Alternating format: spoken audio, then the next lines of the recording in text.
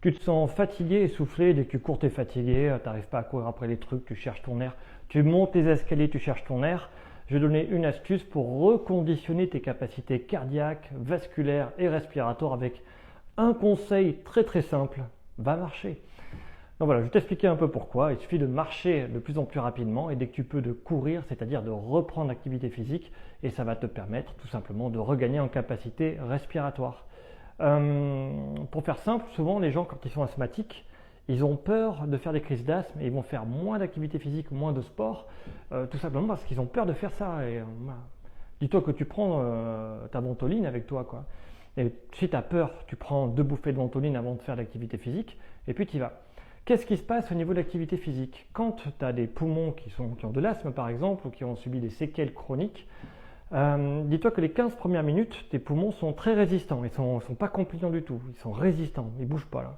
La compliance, c'est l'inverse de la résistance. C'est les poumons qui s'adaptent très très vite. Et donc, ce qu'il va falloir que tu fasses, c'est t'entraîner à faire de l'activité physique progressivement. Et ces 15 minutes où tu n'es pas bien, après tu es bien. Et petit à petit, à force de reproduire encore et encore l'effort, eh bien, le temps où tu n'es pas bien, il va diminuer jusqu'à devenir celui d'une personne, on va dire, normale et de durer à peu près entre 4 et 5 minutes. Voilà, ça dépend vraiment des gens. Une personne normale, on peut considérer que c'est le temps d'échauffement pour vraiment les poumons s'adaptent à être capables de produire vraiment de l'énergie. Enfin, c'est un peu faux ce que je dis, mais c'est un raccourci. Voilà, donc ce que je voulais dire, c'est fais l'activité physique progressive. Commence par marcher, voilà, déjà simplement, si tu n'es vraiment pas bien. Après, marcher de plus en plus longtemps, puis de plus en plus rapidement. Et puis après, tu peux essayer de courir. Donc pour la course à pied, c'est pareil. C'est une reprise progressive. Donc tu cours un petit peu, tu marches, tu cours un peu, tu marches. Tu verras qu'à force de faire ça, tu vas courir de plus en plus et marcher de moins en moins. Et au bout d'un moment, tu te fais, mais en fait, je m'arrête plus, je continue de courir.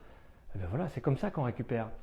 Dis-toi que pour moi, un être humain normal qui a une force, qui est un peu entraîné, tu vois, qui arrive à faire tout ce qu'il veut sans se blesser dans la vie quotidienne, il arrive à courir une demi-heure de temps sans s'arrêter, peu importe la vitesse, une demi-heure.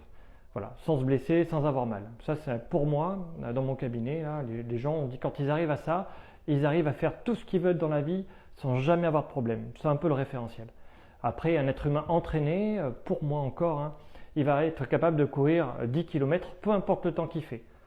Il peut mettre 1 heure hein, s'il veut, il peut mettre 2 heures, là ça veut dire qu'il marche. Mais voilà, compte sur 50 minutes, 45 minutes. Ça, c'est quelqu'un qui est entraîné, qui est très bien. C'est un peu mes référentiels à moi.